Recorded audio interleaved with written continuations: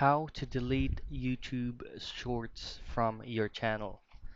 Now, first things first is pull up your YouTube application and make sure that you have logged into your account. The next thing that you will have to do is just go to your profile icon right here, which is located at the lower right of your screen, which is going to be indicated as you, this one. Now, once you're here, you can go ahead to your videos under playlist, or you can go directly to your channel. So just simply tap on view channel beside your name.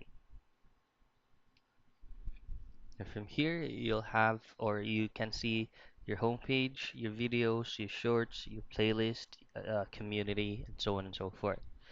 Just head directly to shorts, and this will be the field in which all of your shorts videos has been uploaded.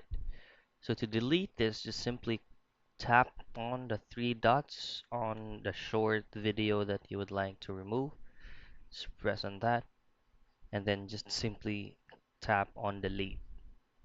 Now delete this video, just press on delete to confirm, and that's it. That's how you delete YouTube shorts on your channel.